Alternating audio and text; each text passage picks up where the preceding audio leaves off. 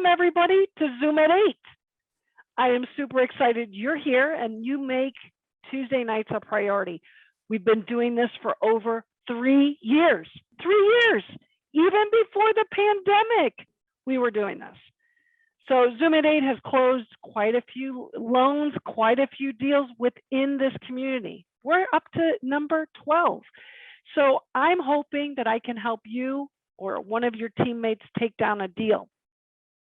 But what you get with Zoom at 8 is networking and learning. There's a lot of networking that goes on after our speaker. And also you learn here, learning from real estate professionals.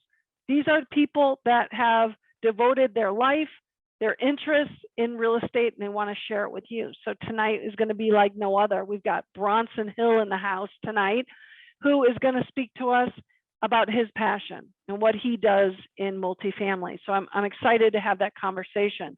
Let me see that shirt, Bronson. Look, I have to come up a little bit. Look at that. I need to stand up. Yeah, Look at that. I got over here and I saw JT's shirt and I was embarrassed. I thought you gave me the shirt. I think you would send it to me. And here I didn't even show up. I said I was going to wear it. So it's so fantastic. My integrity right there. It's amazing. It's really it really is. Everybody's asking for it. There's like lines of people just wanting the Zoom at 8 shirt. So I'm super excited. Now, listen, you guys, you are up for an amazing night tonight with Bronson Hill. Bronson is a friend of mine. I've known him for a short time, but what I know of Bronson is he's just a delightful guy. So just kind of his background. He's a managing member of Bronson Equity. So Bronson is a general partner, a GP, in 2,000 multifamily units worth over $20 million. Bronson co-leads a large in-person multifamily meetup in Pasadena, California. It's called Phoebe. It's, how does that go? Phoebe stands for? Yeah, it's for investors, by investors, and we have 200 million, not 20 million in real estate. I'm sorry, 200 million. That was a real fail there. Sorry, got to get those glasses fixed. Hey, Bronson is also the host of the Mailbox Money Show, and he understands the investor mindset, having spoken individually over the phone with over 1,200 investors. That's a lot of phone calls. And having raised over $25 million for real estate deals. That's a lot of work and a lot of money. So Bronson is also the author of A Single Best Investment Strategy During and After a Pandemic. So we got to know a little bit more about that when we speak here shortly. And he is a regular contributor to YouTube and his blog. If you haven't seen it, make sure that you put your contact information, Bronson, before you get started about your YouTube. It is amazing, you guys. Bronson drops a bunch of very, very helpful information in YouTube and on his blog. So I think you'll be very interested to connect with him on that. So anyway, let's give Bronson all of our attention. It's so easy to be looking at all the boxes, but go to the right-hand side of your screen and pull down the view and go to speaker view. And you should see Bronson. There, Bronson is on my screen. Bronson, good evening. How are you? Hey, Julie, I'm good. It's so good to be here. I so appreciate you. You guys are just so blessed to be hanging out with her every week. Julie is one of my favorite people, just always looking to add value, always positive. I love how you just went around the room and you just talked everybody up. I want you to be like my hype man that just goes wherever I go and just like talk me up like before I get there. It'd be awesome. But no, I'm good. I'm really excited to be here and excited to be a part of the famous Zoom at 8. So I've seen it around for a long time, and I'm so excited to talk about raising money and what's happening in the market today and anything to do to help anybody on their way. So we're looking forward to it. It'll be good. It's excellent. So are we going to see slides from you, or would you like me to ask you interrogating questions? Because I'm very good at doing that. Yeah, I think we talked about you were going to interrogate me in a nice way with no waterboarding. Exactly. I just had to wear your t-shirt and then I got out of the waterboarding. I'm good. I'm excited to be here and just add as much value as I can. Awesome. And, if we've got questions in the house, feel free to put them in the chat box. We'll get those as they come up. or even raise your hand. I'm happy to stop if I see a hand raised. So Bronson, you're in Pasadena, California, a beautiful area, but we don't do business in California. I don't know about you, but I don't do anything, all right? So I want to hear from you. First of all, how'd you get started? I know you're not from the real estate community originally. You came from a different journey, which was medical devices, right? And I'm sure that has helped you get to know people, introduce them to real estate. That's been a great source of income or investors. But let's hear from you. How did you get started in real estate? Yeah, so I've always been a fan of real estate. I was kind of early in my career, was a youth pastor for a few years, and that's was fun. Did that for 4 or 5 years. Then I worked in medical sales for 10 years, and in the time I basically started buying single family houses. So I had one house that kind of became an accidental landlord. This was back in the mid 2000s, and then I just started basically acquiring single family houses, and I got to 4 or 5 single family houses, which really isn't a lot. But I kind of realized how much work it really was. And my plan was to get to 30 houses. And then I was going to retire from my great corporate job. And I had a job. I was working in medical device sales, going and working with physicians and doing heart surgery. It was very interesting. And I was making over 200K a year doing this. So I had a really good job. I was even pretty flexible. People would say, oh my whole family was like, you're crazy. Why would you want to leave this? And I said, I just want to have control over my time. To me, being wealthy is not necessarily having money, it's having freedom over your time. And I think being wealthy allows you to do that. Being financially free allows you to do that. So in my journey, I had a relative I hadn't seen in a long time. And I told him my grand plan to do, 30 single family houses and get this great passive income. And he looked at me, he's a multifamily guy for years. And he said, it sounds like a lot of work. He said, why don't you do multifamily? And I said, well, I'd love to, but I don't have the money. And he said, well, you can raise the money. And he said, check out this event on syndication, read these books, these podcasts. And so I just started doing everything I possibly could. And then shortly after that, a few months later, we started the meetup in Pasadena, California. And there I found my first investor who invested in with me, even when I didn't have a deal. So when you host something like what you're doing here, you become, the leader, even if you're not the expert right away. You're the leader because you're the one leading the room. And then since, from there, there's been some great landmarks. Made a partnership about 6 months after that. And together we raised $15 million together. And I had 1,000 one-on-one phone calls with investors while still working a full-time job. So that was quite an adventure and, working hard. But I knew it would pay off. So that's how I got started. And why I got started is I just thought, I want to do something that's scalable. I want to grow my wealth. I want to help other people grow their wealth. And I was an investment advisor on the side while I was doing the medical device stuff for a bit. And I kind of just got burned out with how Wall Street treats people. And I said, I want to do something that is different, that actually, really will help people with long-term wealth, which is in a way all of us are here because we love real estate. So what was your time frame from the time that gentleman, your uncle, said, go to multifamily? What was the time frame that you then left your job? Yeah, so I'm trying to remember the year. That was 2018. So that was just over 4 years ago. And then it would be in September, we started the meetup. So I think it was May of 2018.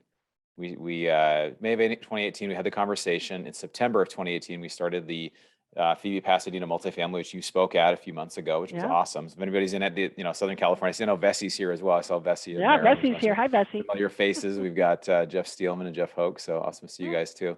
But yeah, so that was kind of the time frame. And then from the time I left my job about a year ago, I was going to leave about a year and a half earlier, but I decided to hold on because of COVID, and it worked out. It just, again, gave me more time to build the runway. And there's a big thought on that. When do you leave your job? Some people don't have money and they take out debt to go do a coaching program and they quit their job, they burn the boats right away. And other people are 2 weeks short of retirement and they're like, hey, I quit my job, I'm financially free. So there's a whole range between those two extremes. So I think somewhere in the middle, is good.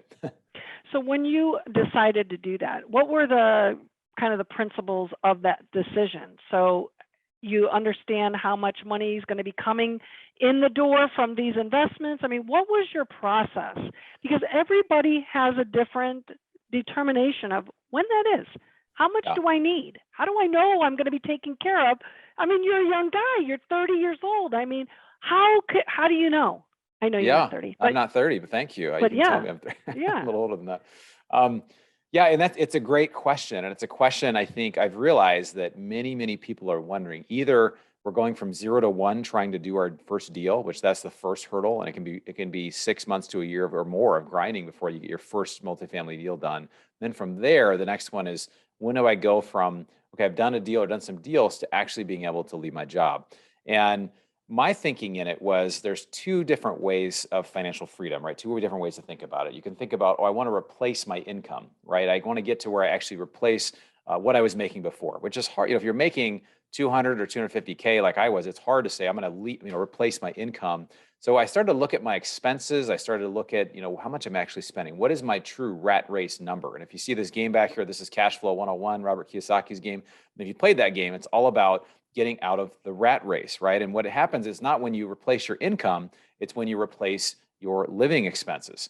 And not everybody has the same living expenses. People have different situations. But for me, I live pretty simply, and I live in LA, but I live pretty simply. And I realized I could live well enough for about 60K and cover my living expenses. And that was enough for me.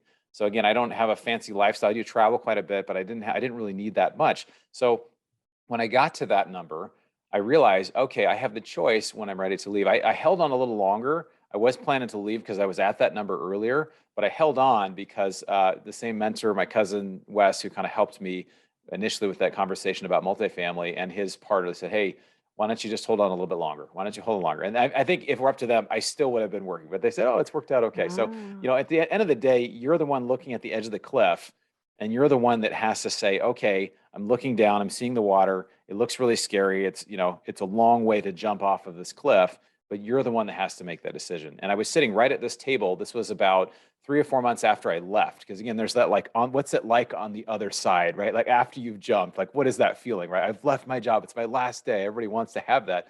But I remember sitting at this table, and just the words that came out of my mouth, I was thinking about the month end, quarter end. Anybody's been in sales, it's always a push to try to sell more. And it's, they give you a slap on the butt and say, great job, and I'll sell more next quarter. So I had just an imagining of, thinking about the end of the quarter and getting those calls. And what came out of my mouth was, thank God I'm not doing that job anymore.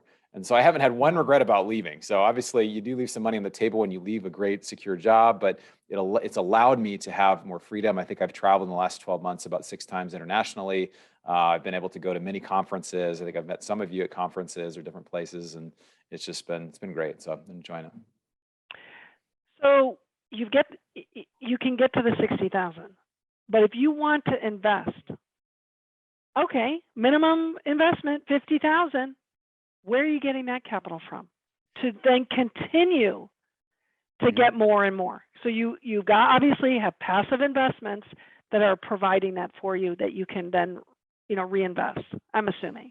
Yeah, this is I had a conversation earlier today about this, and those first 3 deals that I did with this partner that I had, they were deals that, I got GP interest, and they did not have a preferred return. And I think this is a really important point, because some people will say, oh, if there's a preferred return, it's better. If there's not a preferred, it's better. Well, I would say in general, I'm a big fan of not having a preferred return. And it's for 2 reasons. One is that if you have a preferred return in a deal, let's say it's an 8% pref, you're basically getting your acquisition fee, and then you're not getting paid sometimes for 3 to 5 years. You're not getting really much money at all, especially if you're raising money, or maybe your asset management, you get a little bit for that, but you're kind of starving along the way. But how I was able to leave my job was because those deals did not have a pref return. So again, what that means is we just go from $1 and we split on an 80-20 or 70-30 basis. It does not have a very significant impact for the limited partners, but it has a very significant impact for the general partners. Interesting. Do you guys understand? Everybody tracking that? Point. Yeah. So, and the other thing it does is, from my investment advisor days, I call myself a recovering investment advisor, because I'm still recovering. But the thought on that is that with Wall Street, there's not an alignment of interest, right? The guy who's investing millions or billions of dollars is not invested. They did a study, and they showed that over 51%, it was like over 50-some% of large fund managers had 0 of their own money in the fund, which is crazy, right? No skin in the game at all. And so, with Wall Street, big fees, hidden fees, misalignment of interest, buy and hold, it's not their money, right? It's your money. They're trying to tell you what you need to do. When we align interests, meaning like, hey, if this deal does well, we're going to do together. And if it doesn't do well, we're going to do it together. I'm going to suffer as well. So I think it's, and I'm not saying you shouldn't do pref deals. We've done a number of pref deals since, but the way I do it now, the last 12 months, we've raised about $12 million. And what I've done is said, okay, if my acquisition fee for this deal is going to be about 50K, maybe I'll put 40K into the deal, or I'll put a bit less in the deal. So as a general partner, you don't have to put the entire, like if the minimum is 75K or 100K, you don't have to put 100, you can put less into many of these deals. So that's kind of what I do, is I keep investing, knowing that I'm continuing to build my long-term wealth. And honestly, with inflation, I just wrote an ebook called How to Use Inflation to Your Advantage. And I've shared the link in the chat. I can share it again a little later, but it's basically a 50-page download, just all the ways that you can take advantage of inflation rather than being punished by it. So I know that I want to get out of cash and I want to get into deals. So that's something that I continually need to do as well. Interesting. Okay. So I want to kind of think about your full-time investing. How did you learn how to underwrite the deals? Do you use a particular underwriting model? Do you underwrite the deals that you are going to be bringing capital to? Do you underwrite them yourself, where you take the T12 and the rent roll and you do your own underwriting? And then from there, kind of walk us through the steps to say, I will capital raise for this, and these are the metrics that I'm looking for my investors, or no, this doesn't hit my metrics. And let's be real. The metrics today are different what they were 2, 3, 4 months ago. So I'm curious what how you vet these. It's really interesting. I love, that you're a lender as well, because it comes down to the numbers, the underwriting. One time, Warren Buffett, I'm a big fan of Warren Buffett. He was asked, he used this term called discounted cash flows, right? You're looking at the cash flows of a stock or of a business over the years. And Charlie Munger, his partner, says, Warren never does these discounted cash flows. He kind of just does them in his head. So I feel like I'm a little bit at a place where, I spent, when I first started, I spent a lot of time doing underwriting. I worked with, there's a bunch of tools out there. I had one that I was using. It was Michael Blanc's syndicated deal analyzer. And that's a great little tool. And I learned, I probably underwrote 50 to 100 deals.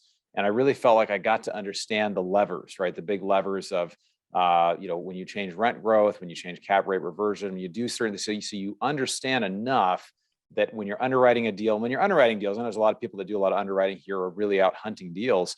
You have to kind of be brutally honest with yourself. If the deal doesn't work, the deal doesn't work. And so you've got to look at that. But, and again, I'm going to share something beyond just, so I feel like I have a framework of being able to take a deal, put it into my system and underwrite it and look at it. Now, my friend and our friend, Patrick Grimes, he is like you. He's super detailed and analytical. There's a famous investor I actually got to meet last week named Jim Rogers. Jim Rogers wrote the book Adventure Capitalist. He was a partner with George Soros in the Soros Fund years ago. He's a billionaire now. And he basically described investing as this. He would say, I sit at my desk and I wait.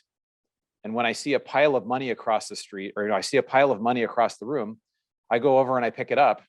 And then I come back to my desk and I wait again.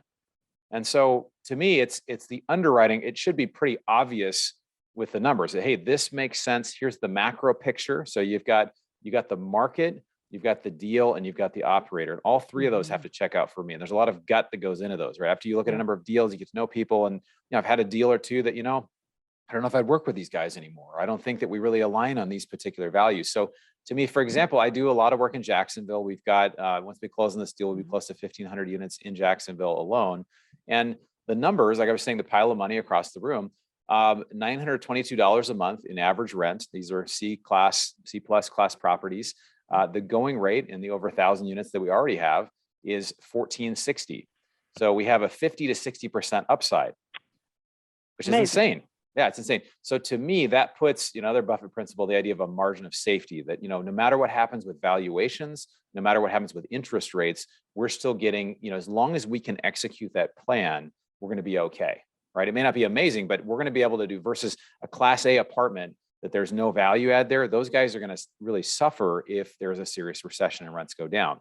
We'll be fine because we're continuing to add value into those deals. So I look for, what's the upside? Who are the partners? Now I've got partners I've done. This will be our 5th deal together. We work really well together. There's integrity, there's character, and we really align on that. So now it's to the point where it's like, I trust my partners enough where I'm looking at the deal, I'm evaluating it, I'm making sure I feel good about the people in the deal. And does it make sense to me? Can I easily explain it? And am I putting my own money and my parents' money and my friends and family and everybody into the deal as well? Okay, so let's talk about that. I've got so many questions. They're like percolating in my head. You've got investors, you're going to Jacksonville, you're going back with the same people, Jacksonville again. Are you getting people that say, can we get out of Jacksonville? Or do they really care where you're going? Do they just say, oh, Bronson, I'll just go with you, no problem. You tell me, I'll write the checks. What is your experience? How are you seeing this for your investors? Yeah, well, I'm not having anybody who's like just throwing money over the fence. And there are people that like they just do a deal like Grant Cardone or Joe Farrell. Oh my gosh, let me just let me give you my money. Just take it here. Just whatever you want to do with it. Definitely not at that place yet. Hope to be there someday. But I think there's a saying, and my friend Robert Helms says this. He says, "Live where you want and invest where the numbers make sense." So right, you don't go. Right now Jacksonville is the place. The numbers that I gave you and your response. I mean, that's the correct. I don't know anybody anywhere else. I mean, there are parts of Florida, there are other parts of maybe Carolinas, and there are other places. I'm sure you see a lot of deals that look really great, but it's got to make sense. The other thing I like about it is, and no offense to anybody who's doing work in Phoenix. Phoenix is a great market. Phoenix and I might get these numbers slightly wrong, but C-class properties are around 300K a door, and the replacement cost is around 250. So you can be a little upside down in that, right? Versus Jacksonville, we're paying 165,000 a door, where it might cost 190 to 200,000 to build. Now it's hard to tell exactly what it costs to build, but just the fact you're getting it, that's another kind of built-in safety metric. So, I think it comes back though to my investment thesis. It's like, you don't have to be everything for everybody. There's people that I tell them, the more you can actually focus what you do, whether it's multifamily or anything else, you're like, we only do self-storage in this certain submarket in Tennessee or whatever. Like, well, that's awesome, because you're gonna get known as the person who does it in that area. And what's really happening, there's so many advantages to it. You get better property management. We now have a full-time asset manager that manages the 1,200 or so units we already have. And then the other thing is, we have a seller we have a really good relationship with, who they're like dispositioning all their stuff. So they're like, we have a good relationship. We're typically the only ones at the table, and we just try to find out what makes sense, and we'll work with them, and they'll work with us. And so there's kind of really the insider advantage. The longer in one market, there's no problem with having thousands of units in one market. Like, I'm happy if we could buy another 5,000 units in Jacksonville. I believe in it that much. Wow, that is amazing. Okay, let's talk about partnerships. Now, as a capital raiser, in my mind, we find 4 or 5 general partners that are solid. These are the people I want, and I feel good about that. I have a fiduciary responsibility to my investors that I will then go and say, I'm doing business with these people. How many groups do you work with, and how have you vetted these people? Yeah, so I have found one of my partners is Mark Kenny, who runs Think Multifamily, and he has 28 years of experience, 13,000 units, a former CPA. Again, he has a strength in areas where I don't. I talked about how I vet people and how I vet deals. It's a lot less. I mean, if we were to get in how you vet a deal, Julie, it'd be very, very detailed. And Patrick, be very, this is what it is, whatever. And I can read, I can understand it all. It's just that I don't really think in those languages as much. It's more like, hey, what's the macro picture? Who are the people? Are the people of integrity? What's happening? And what's the prior history and all of that? So to me, now I'm on my 5th deal with Mark Kenny, and Ricardo is the local one. Mark is in Dallas, but Ricardo is in Florida. So he's on site every 1 to 2 weeks. And so, to me, I have a lot of trust in working with them, because, again, I have a theory that you don't really know somebody until you do a deal together. Even as an investor, again? You don't know somebody unless you've done a deal with them. And it works with passive investors too. If you have somebody you're taking money from, and I have a story, actually, we have a mutual friend that had a crazy experience with an investor who lost their crap because my friend, I won't say who it is, said that, oh, distributions start in 3 months, and 3 months and 1 day. So he didn't set the table correctly, right? So the expectation is always give more time. So if you're raising money, it's 6 to 12 months, but it depends on performance, whatever. So this guy had started losing his crap at 3 months and 1 day. And then the other partners bought this investor out. And that's been the single best performing deal. We had 100% IRR in 10 months on that deal. It was crazy. So, but again, you don't know the temperament, but that same guy who was a passive investor, then tried to join one of my deals, and I didn't even take the call. I was like, I don't want a guy like that in my deal. Like, I was just too short, right? Life is too short for that. That's for sure. So Mark Kenny, I'm just going to go real quickly on that. I mean, he's kind of a big deal, right? So how do you, not that you're not a big deal, because you are a big deal, okay, in my mind. How do you make that connection? How long does it take? How long have you been vetting him? How is that? Because I think a lot of our listeners want to make it fast. We got to get into this real fast. We got to be partners. We, spent 4 days together in Las Vegas, and we are connected. Right. Yeah. No, not how it goes. No, it's not. And the first person you do a deal with, you may not do another deal with. I mean, if you look at different groups I've worked, we've done, I think, about 11 deals so far. And I have, let's see, there's been one group. I mean, there's probably been 5 different groups I've worked with. Right now, I found this one that I like, but you don't know. So you have to kind of go through a process. And initially, I knew of Mark, and I'd met Mark. And again, the biggest thing I think you can do that most people don't do, if you really want a solution to raise more money, to get good partners, to make everything happen faster, there's really 2 ways. One is go to national events, like the Old Capitol Conference coming up that Julie's going to be at.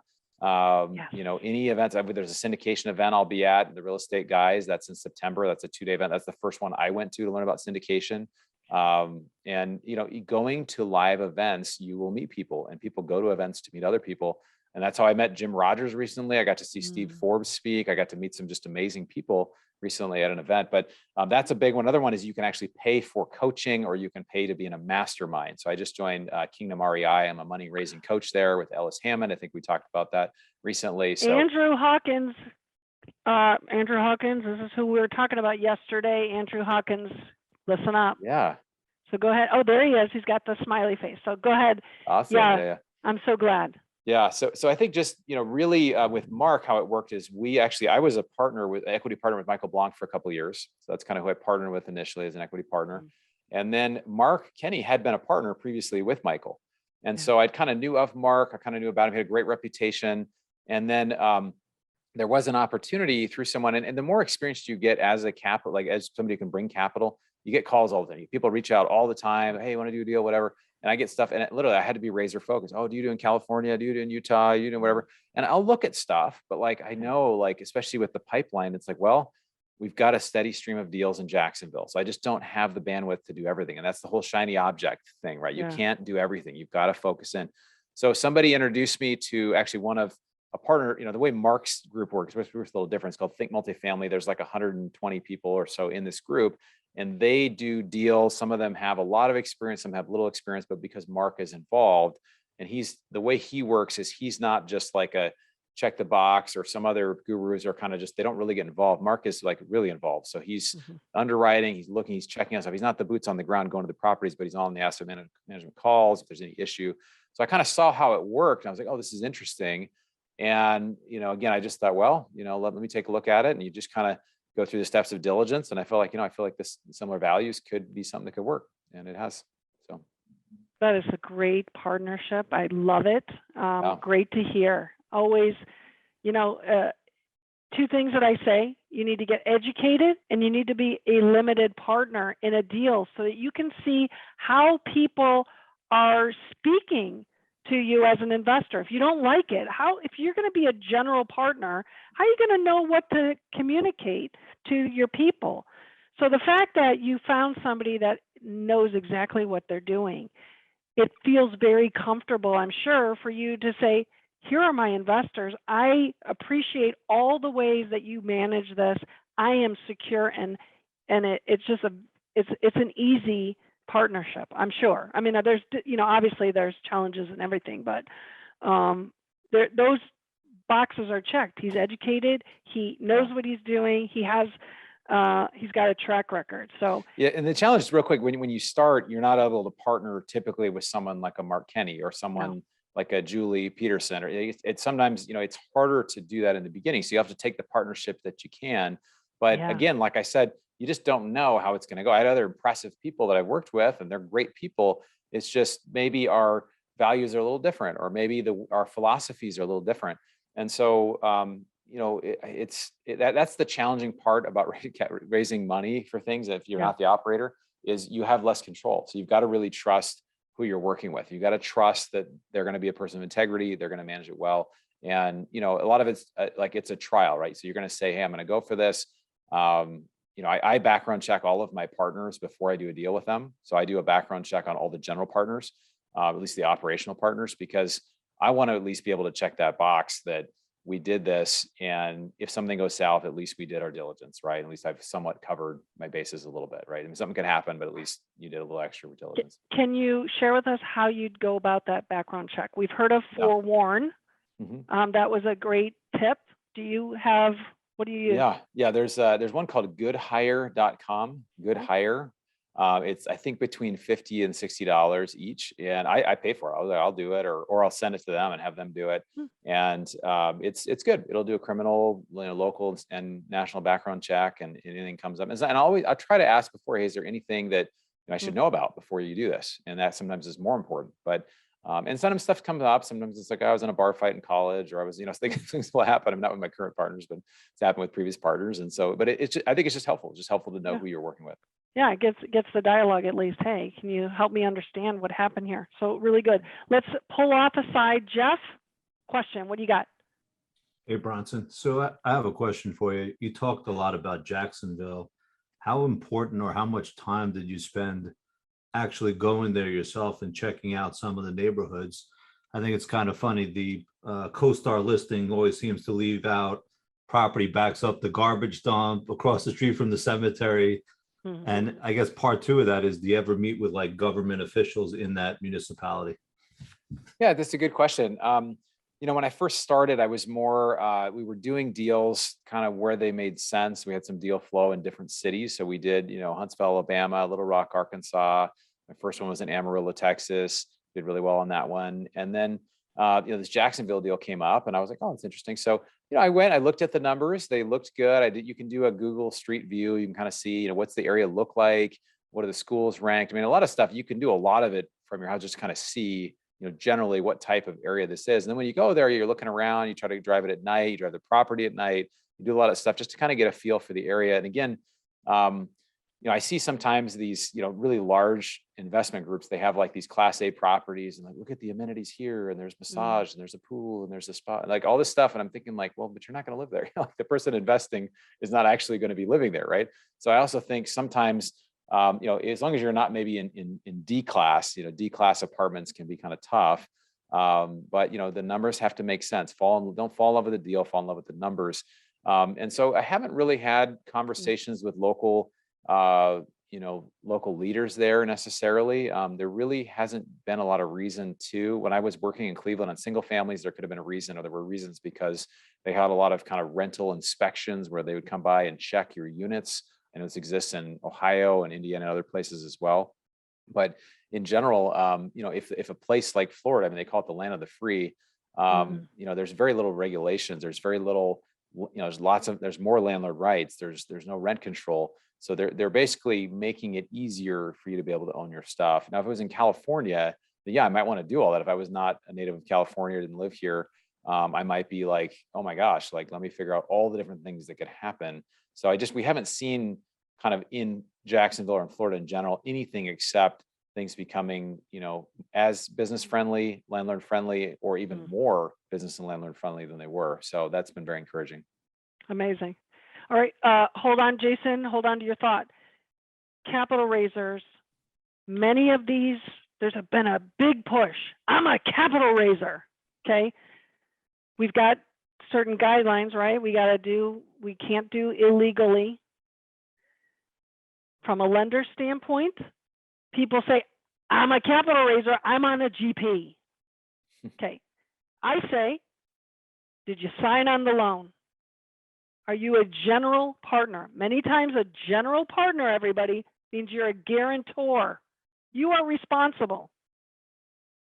Co-GP is a capital raiser who has general partner shares Okay, many times we see this idea of 30% pro rata share for the amount of money that's being brought into the deal.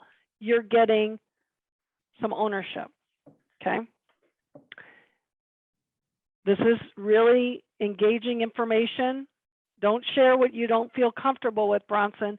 Do you sign on the loan? Have you always signed on the loan? Do you have people that say, you're not signing on the loan? How do you get to sign on the loan? Because ultimately, everybody, we want to be on the loan. We want to sign. We want to be responsible. Well, most of us do.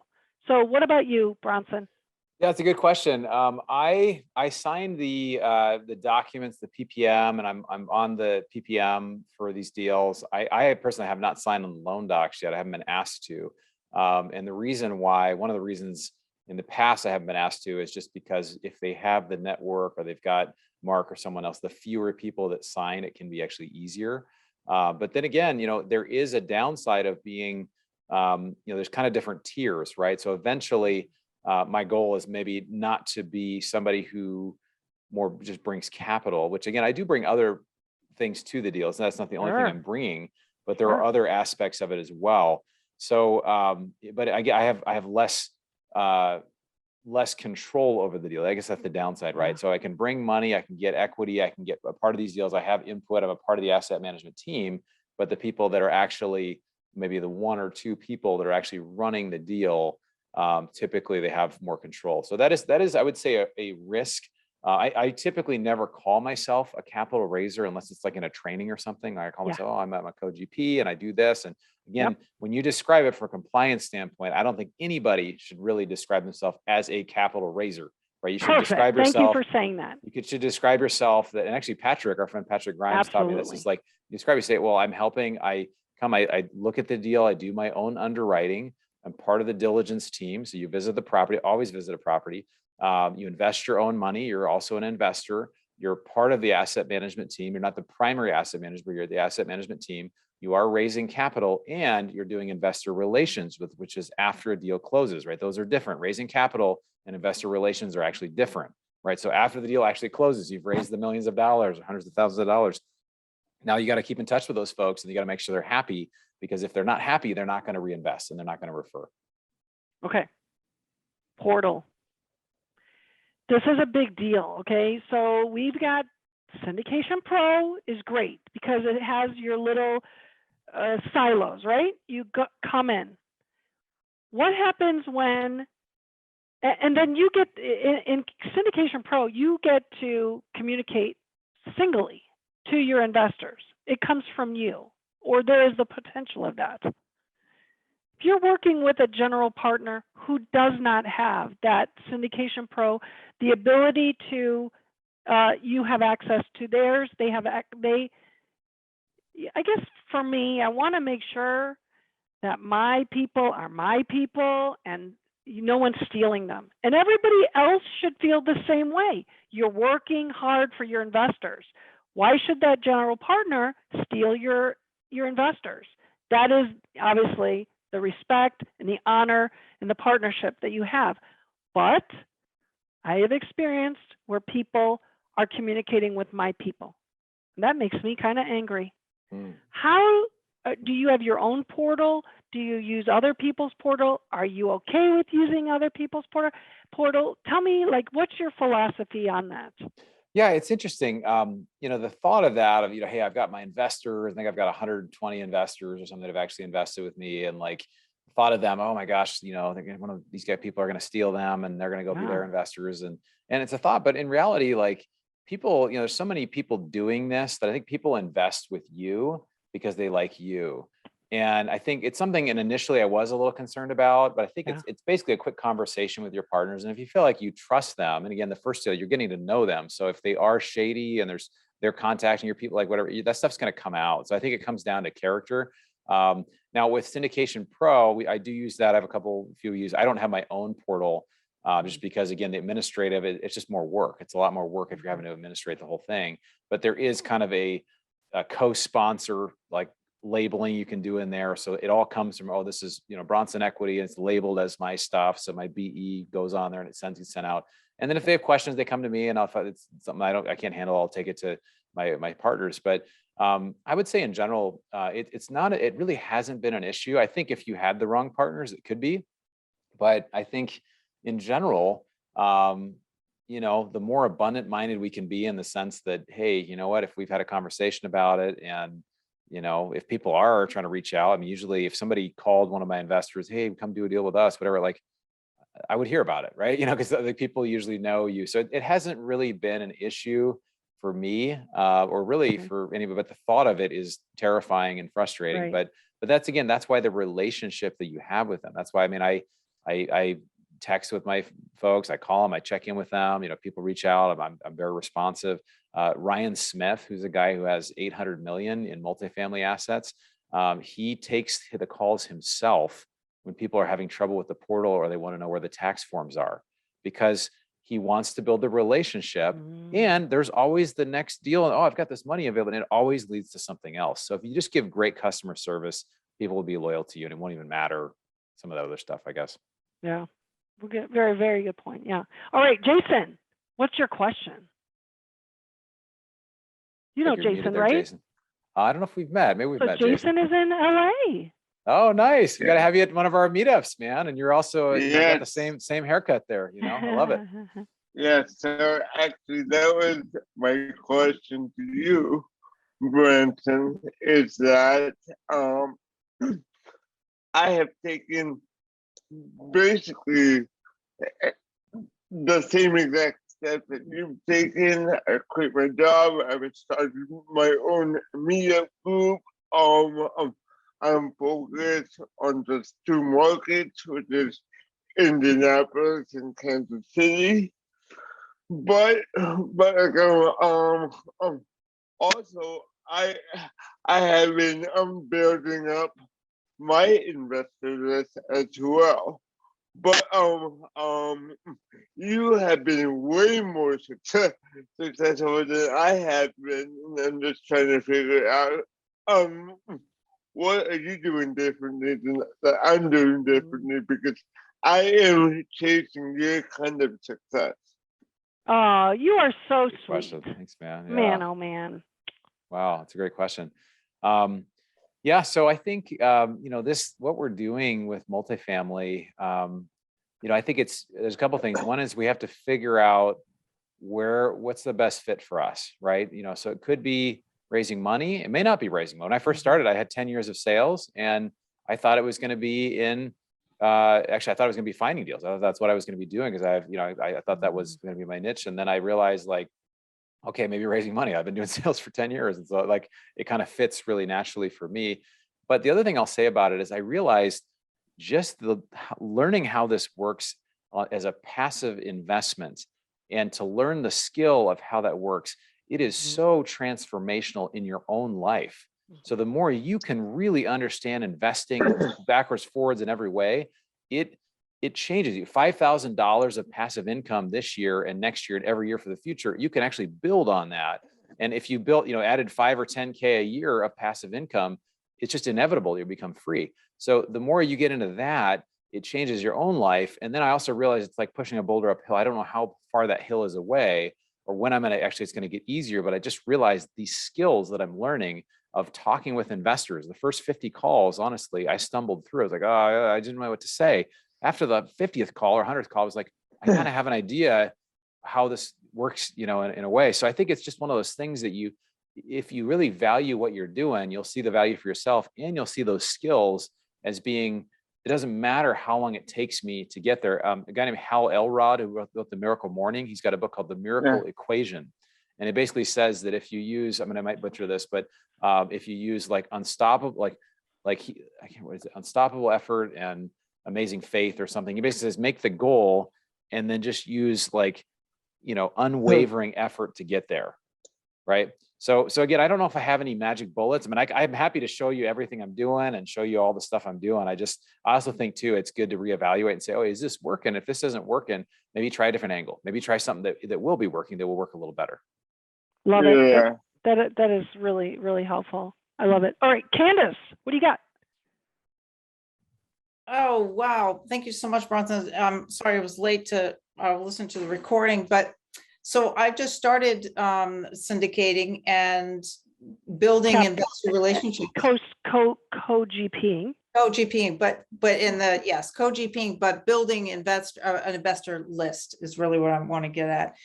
One quick thing I want to say, my syndication attorney, every time I slip and say I'm a capital raiser or raising capital, she nips me in the bud and says, don't say that ever again, because all you need to do is say that in front of the wrong person and you don't have your broker's license and you're toast. Good So, point. just to say that, but my whole question is about, I'm having really, it's a lot of fun. I'm having a lot of really interesting experiences in introducing multifamily to new investors, as well as learning that I already have in my pool of people surrounding me, investors that are already in multifamily.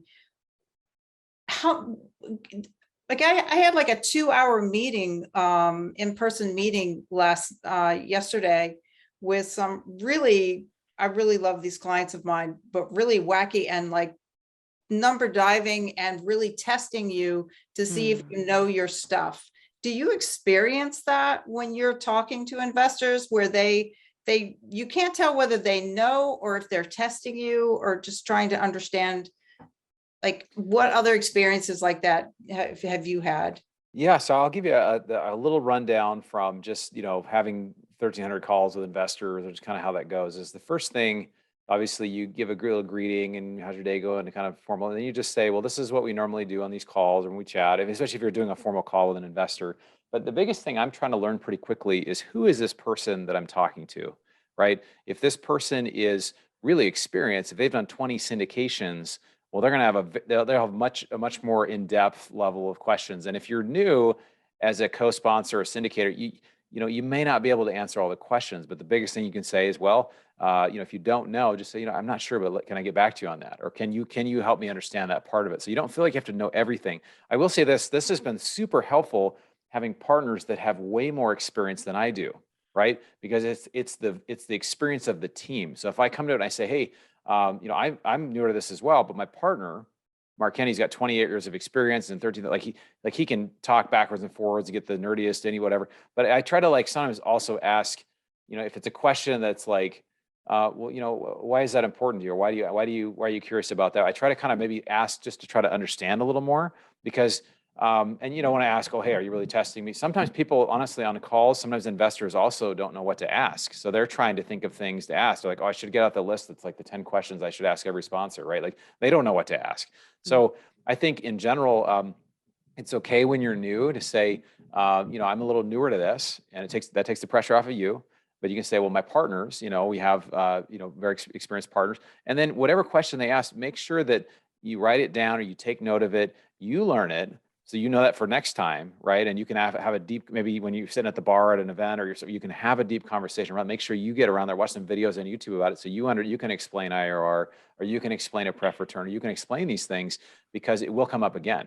And so over time, how you get to be really experienced is just, you get those questions that I'm not quite sure, let me find out, and then you go find out, and then you come back.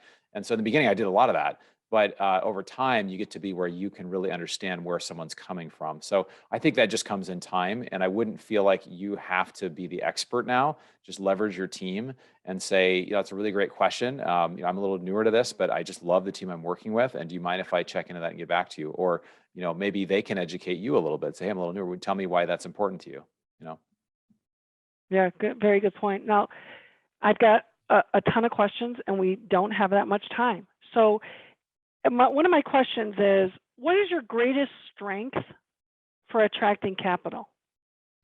Now, I answered that for you, but I want you to know how I see you attract, what I think is your greatest strength. And you're very relatable, you're very grounded, you're honest, and you're giving. Those are the things that attract me to you. And I would want to invest in you. What do you think? are your greatest strengths? Yeah, I mean, I think what you listed are character qualities and integrity, which I think is really important, right? You're generous and you're relatable, and some of that's personality as well. I will say this as well. This was really hard for me in the beginning.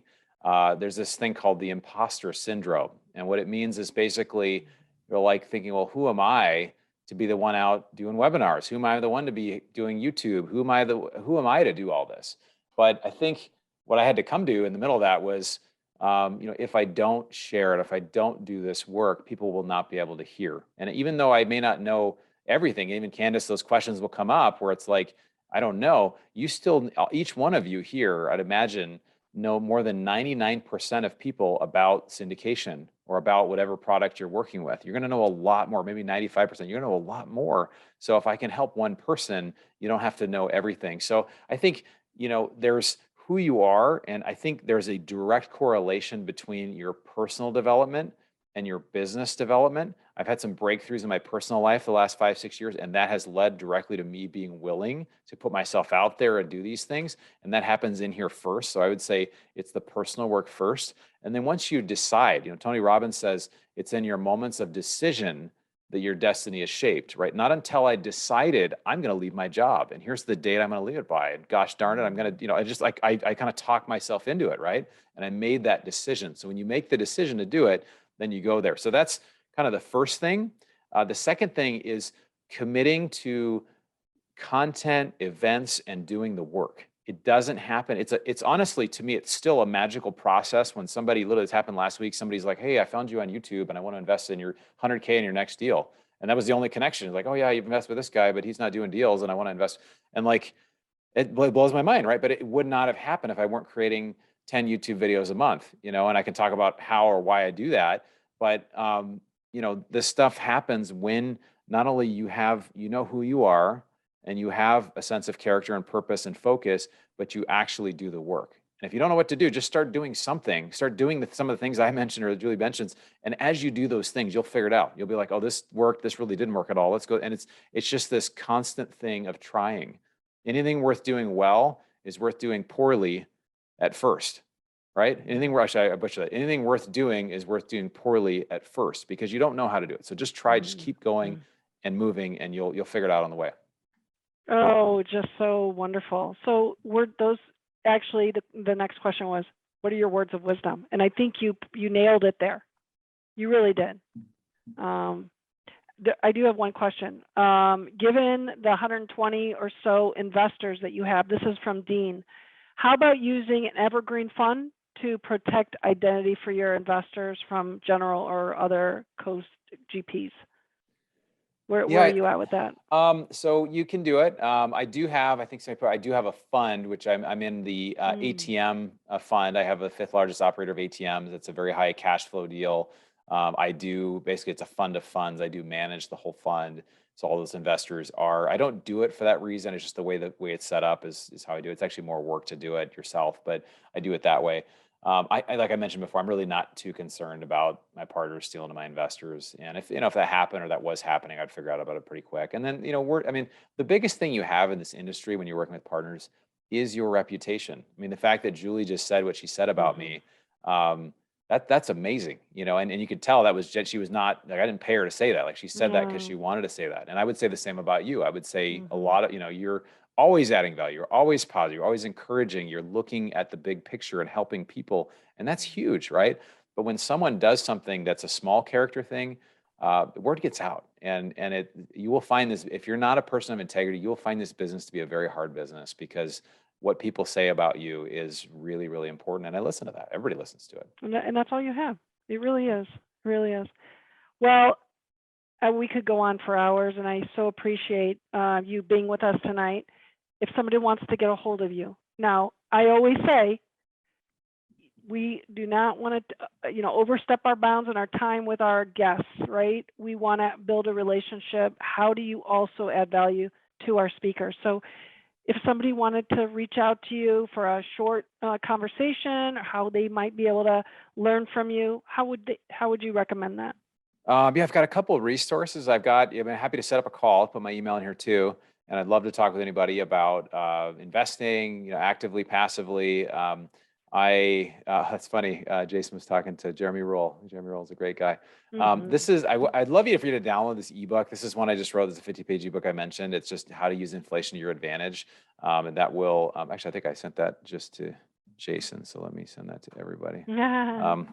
So Jason got it twice. And then I'll put my email in here. It's just bronson@bronsonequity.com.